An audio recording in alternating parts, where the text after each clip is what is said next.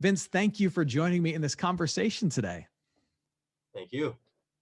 So for those who don't know you, would you introduce yourself and tell the world what it is that you do for a living, what it is you're learning to do, and the work that God's called you to? Yeah, absolutely. So, my name is Vince Wang.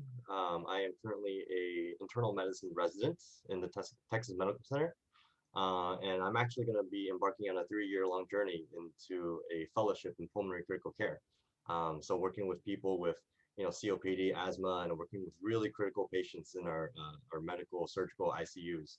And I found that this is one area of medicine that I really feel like speaks out to me, and that I can use my brain, use my personality to really get to help people out in their really critical times of needs.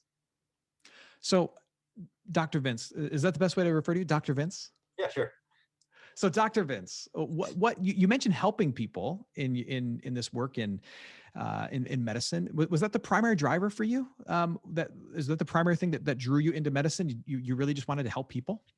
Yeah, I think growing up, my parents did a lot in teaching me that, always look out for other people, no matter where they come from, what their background is. And for me, well, a really logical kind of sciencey kind of guy. And so I feel like medicine was a pretty natural pathway for me into doing what I love and what I want. So yeah. So what is it about pulmonary care that fascinates you or intrigues you? Why focus there? Yeah, so I mean, we can't live without air, right? So it's one of the most quintessential things in life. And the thing that really drives me into pulmonary and critical care is that I feel like it's medicine on almost on steroids. It's like the crux of medicine. No, I guess like no distractors. It's the nitty gritty. If you change one thing in a patient's treatment, you see the results immediately. And if you don't end up doing something, then patients may go south real fast. So I really like the fast-paced kind of critical thinking that pulmonary critical care involves. So for those of us who might not understand what all that involves, when you say pulmonary, what does that include? Yeah, so pulmonary is basically just the airway. So Hmm. doing medicine from when air goes into your nose all the way to where your alveoli kind of absorb the air and diffuses the air into your blood. So in your path to becoming a doctor, and then as you continue in residency and you focus now on pulmonary and critical care, there has to be some things that you've learned over the many years of education that have just kind of blown your mind as you discover it about how the human body works, how we're created, how we're made. What might some of those things be? Right. I mean, absolutely. You're 100% right. I think one of the amazing things is that the human body is so intricate. And I feel like, tying science and religion together, that's only something that God can create. It can't be just some random, nonsensical thing that created a human body. Like every single part of the human body is very intricately made. It works so well with other parts of the body. And I really feel like there has to be a higher being, up there controlling, all this, pulling all the strings. So when you talk about the intricacy of the human body, give us an example of that, of how complex and intricate it is. Right, yeah. So I guess a little bit, I can backtrack a little bit to my background. So I actually did engineering at UT for undergrad. And so during my period of studying, we did a lot of biology, chemistry, and physics. And it all culminated in helping me understand the physiology of how the human body works. So really like going through pulmonary critical care, we focus a lot on the heart and lungs because those are the organs that we need to survive. And it's really interesting because you can kind of look at the heart and lungs as just like a pump and pipes and stuff. It really kind of makes sense to me where it's like um, if you block off the flow on one thing, then you'll build up resistance, and then like everything backflows, and then you have heart failure. Hmm. It's very akin to plumbing, which I find really interesting to me. Yeah. So in some sense, it's incredibly complex, but it's also very kind of simple in that sense, right? Yeah, absolutely. I think that was the key. I mean, I put so many hours in studying in undergrad and in medical school to try to memorize these things, but then I realized really the how you understand it, you really have to understand the basics of it. And like you said, the basics are actually really easy. It's just like piping. And um, if you understand how flow works and how resistance works and velocity and all that stuff, it Mhm. really applies to all parts of the body. So once I started understanding that, medicine and pulmonary critical care just became so much fun and really a pleasure to take part in. Mm. As you've done your rotations and you've gotten exposure to various aspects of medicine, being a doctor, uh, is there anything that you've encountered um, that's just humbled you, that's made you say, wow, the magnitude of what I do, or the importance of what I do, or the difficulty of what I do, has kind of made you kind of feel a sense of humility, or just kind of awe that God would ask you to do this. Yeah, yeah, absolutely. I really feel like that speaks loud and clear, in especially this month because I'm rotating through the medical ICU. The thing with medicine is you can't save everybody.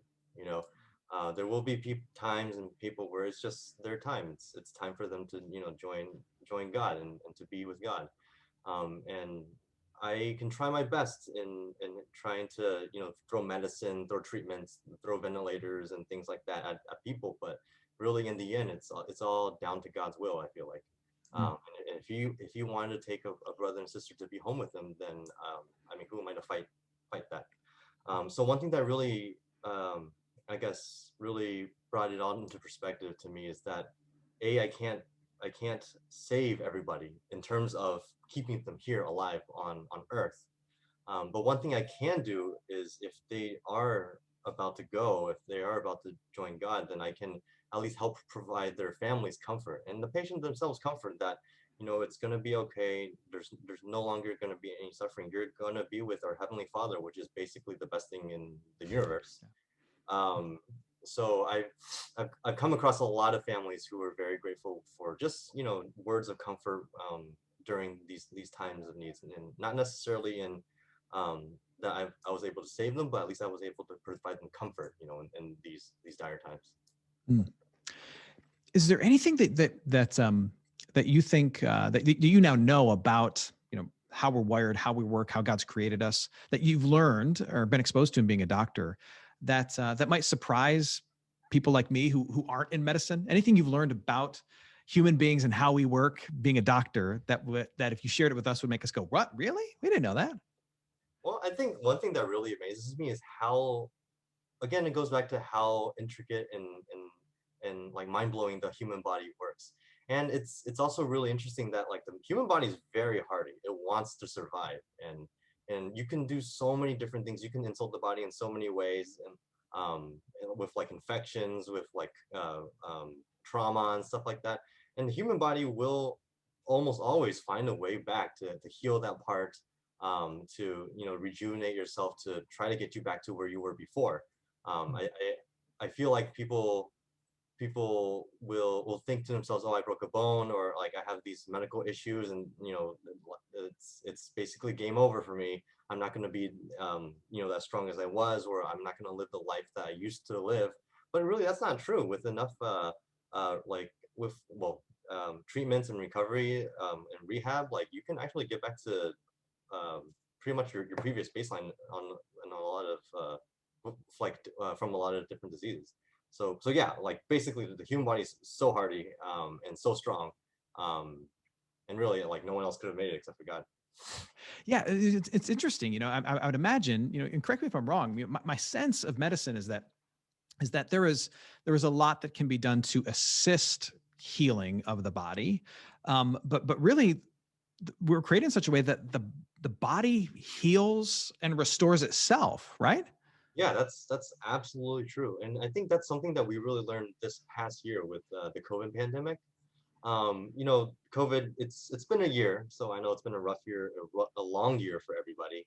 But really, in terms of the disease processes, we still really don't know that much about COVID, unlike other diseases where we studied them for like 10, like decades, basically. So we're still in the the beginning stages of understanding this virus, and really what I've seen is people will just kind of get better by themselves. It doesn't really matter what kind of treatments we do. We can just support them. I mean, it's a virus. You've probably heard of like supportive care for viruses. It's not like you can't give antifungals or antibacterials. It's because it's a virus. It doesn't have a specific thing to kill it. So you can only support the body the best you can and let the body heal itself. And that's what I've seen in hundreds of patients that have come through our hospitals. Yeah, but you, I mean, you make a great point. The resilience and the capacity of the human body is really just kind of mind blowing. There's really nothing. I mean, we can't create anything on our own that really resembles that. You know, its ability to heal itself and its desire to be, as you said, to take a million different insults, Yeah, yet come out on the other side. In many, in often cases, you know, healthy, strong, right? yeah, Yeah. absolutely, absolutely, yeah. What's it been like doing, you know, rotations in medicine during COVID? What's that been like for you? Yeah, so it's been kind of challenging because like everybody else in the world, our meetings and our education, like our educational conferences, they've all been uh, uh, like Zoom meetings or WebEx meetings. And so you really don't get that kind of one-on-one interactions you do with your peers as before. So in that way, it's a little bit kind of like sad and lonely. But really in other ways, it makes up for it because, at this time, I think it's when people need help the most. I mean, they're being attacked by this disease that we don't really understand. And so I think what I've experienced that a lot of patients, a lot of patient families, they're super grateful and when they come in, when they get treated, and when they hopefully leave the hospital. It's definitely a time where I feel as a collective like human race, we're all like in this together. It's like a common struggle that we're working to fight against, and that's a little bit, that kind of mindset is a little bit refreshing to me. Have you had much experience in treating people, patients who have COVID, who are dealing with it? Yeah, basically our entire ICU is full of unfortunate people that are dealing with COVID. Some doing pretty okay, some without the ventilator, but a lot of them, unfortunately, they do have to get intubated and be on life support Wow. for a pretty long time. Yeah. Yeah. And when it gets bad with COVID, and obviously it very obviously can lead to death. But what are some of the things you end up having to treat people like for? Is it? And pardon my ignorance. Is it lung failure? Is that ultimately what happens? Does it just completely incapacitate your ability to breathe, or does it just end up putting too much strain on other organs and things just start failing? Like, what's that look like? Yeah, you're actually right on the money on all those different points. So basically, like when COVID enters the body, it causes a huge inflammatory response. So you get really febrile, your inflammatory markers go up. They start basically attacking your own cells and causing a lot of inflammation in the lungs. And with that, you can't breathe. Fluid can build up in the lungs. And if it gets bad enough, then people do have to end up getting on the ventilator and having Mhm. artificial breathing. Yeah. And then yeah, also if they've been infected for a long time, kind of going back to what we talked about like pipes and build up and backflow and stuff. If the lungs get super congested and the blood can't flow forward and things kind of back up, so you get swelling in the legs, you get heart failure, you get liver failure, kidney failure. Mhm. So it can go south really fast in Yeah. these patients. How does your faith help you or assist you or affect you in the work that you do as a doctor? Yeah, so I tend to struggle with this a little bit, but ultimately, I just every single day when I come home, I just try to think to myself, everything that happened today, everything good that happened, everything bad that happened, Mm. or everything bad that I perceived that happened is really, God's plan, and He's so much higher, so much better than we are. Like for us to even try to comprehend like His will is kind of a moot point. And I just tell myself if I was able to save one person, or if I was able to comfort one person, then that was what God wanted me to do today, you know. And if I unfortunately lose somebody and somebody goes to be with God, then I mean that's also something that he wanted. He wanted to call home one of his brothers and well, one of his sons and daughters, you know, to be with him. And so either way, if I rationalize it like that, it's kind of like a win-win situation, you know. Do you feel like the things that you've learned in medical school and been exposed to, on a daily basis, in the hospital, so, working as a doctor, all that, the medical knowledge, the scientific knowledge, all the bedside interactions, have those things served to strengthen your faith or challenge it? I'm sure it's a mixture of both, but which one kind of wins out? Yeah, it's you're absolutely right. It definitely is a mixture of both. Like when things go south, when things don't go my way, when I feel um like so stressed that I can't do anything to save this patient, I ask myself, God, why did this have to happen to, this lovely human being? But no, again, on the other side, really, again, when I go home, I just think to myself, hey, this is what God wanted. He wanted this person to not suffer through all the agony that they've endured over the past days, weeks, months, years, maybe.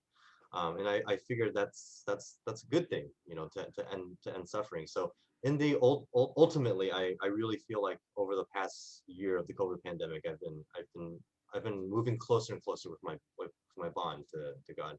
Mhm. Was there anything in med school that, as you learned it, or as you're doing gross anatomy or whatever it is, and you're really just kind of deep in discovery of like how we're wired and how we're made, that actually strengthened served to strengthen your sense of confidence of like, well, there's got to be a creator, there's got to be a God.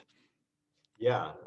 Actually, yeah. Speaking of anatomy, gross anatomy, we had very, very gracious, body donors. These families, they donated their loved ones in the name of science to help, struggling medical students like I used to be, to learn. And really going through all of that, kind of dissecting each part of the body, learning anatomy. It's just amazing how we're constructed, and it has to be part of like a grand plan. Um, you know, uh, Arteries and veins don't just randomly connect. They connect all for a reason. Like every single cell that's in the human body is there for a reason, and I really believe that's God's doing. Have you found, as a doctor, have you found that there's a particular aspect of kind of life in our bodies or our health in general that we tend to take for granted and overlook just how important it is, or how miraculous it is? Yeah, yeah.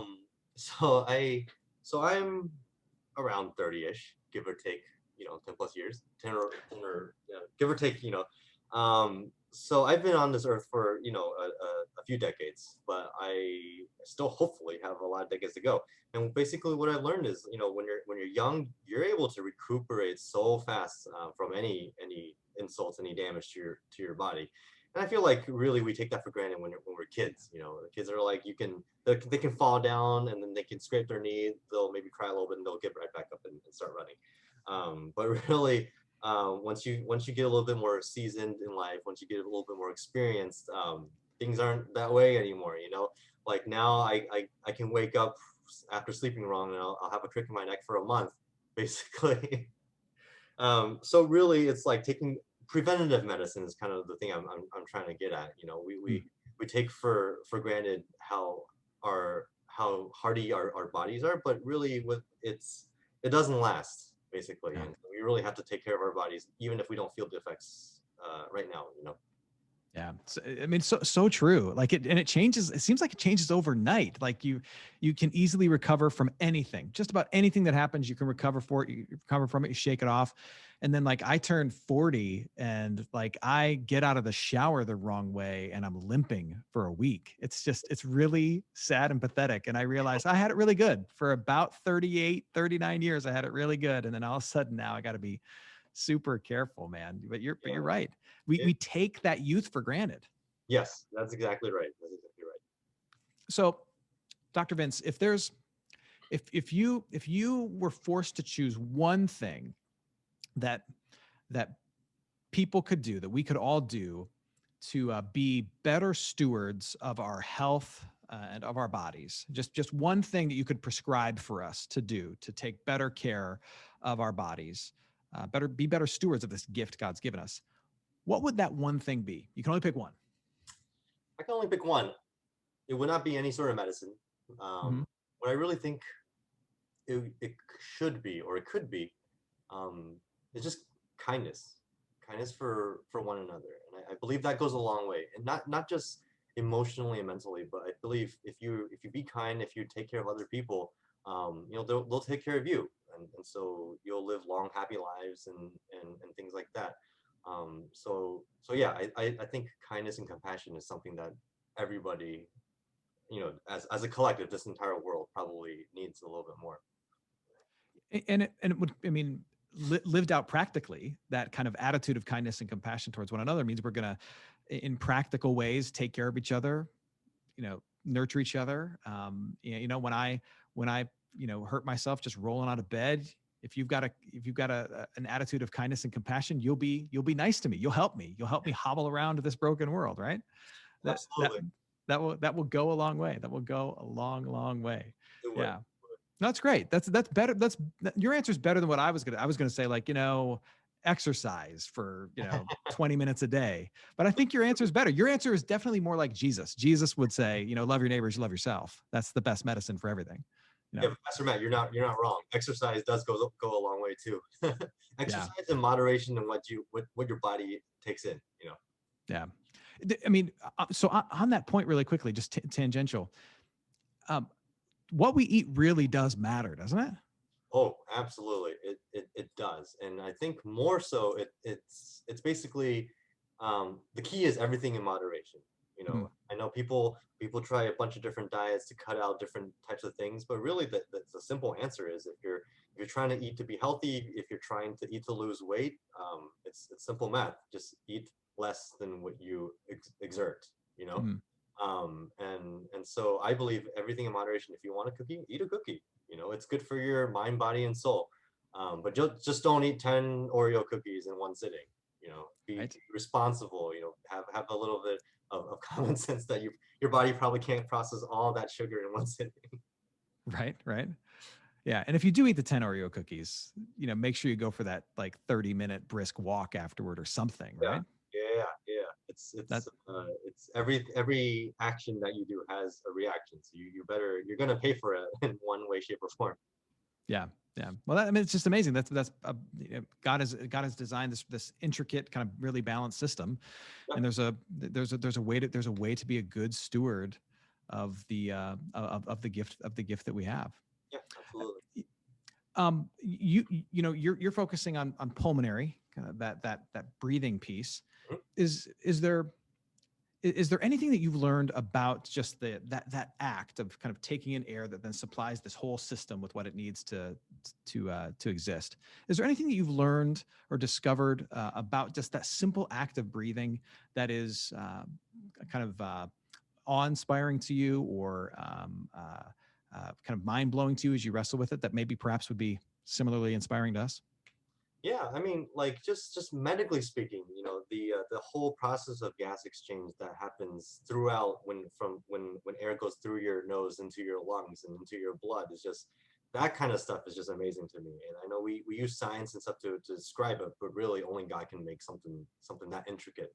Yeah. Um, but also in another sense, not just medically and scientifically, but like emotionally and mentally and spiritually, the act of breathing is really like that life force that kind of draws you in, and you can use breathing to your benefit, not obviously to live, but also to meditate, to calm yourself down, to really relax your mind. It's just one of those things that has so many different uh other benefits besides just supporting life. Yeah, that's really, really true. And I feel like, and I feel like the scriptures even recognize this, and Christian practice has always recognized this, that the idea, meditative prayer is also like meditative breathing, right? Because you have to breathe while you do that practice, right? And there's a mind, spirit, body connection between my breathing and my ability to relax my mind and focus on the things of God. And and science has discovered this, that my breathing can regulate so many other aspects of my body, but it's also connected to your spirituality. Your breathing and your ability to control that, and your ability to focus on God, connect spiritually, and kind of tap into that sense of peace that we're given through our relationship with Christ. I mean, breathing is more powerful than just keeping the body alive. Like, it's key to managing anxiety, right? It's Exactly. key to managing stress. It's key to kind of to dealing with, when all of your other senses are, your fight or flight senses are kicking up, and you need to, like, take a step back. Like, the simple act of breathing can manage all that stuff, right? Yeah, absolutely. That's you hit the nail right on the head right there. Um, Well, Dr. Vince, it's been great chatting with you. And for those who don't know, Dr. Vince is a member here at St. Mark, and a guy who's about to get married later this year. And we're just really thankful to have him a part of the faith community. And I'm thankful that you would have this conversation with us, Vince. Yeah, absolutely. Thank you for having me, Pastor Matt.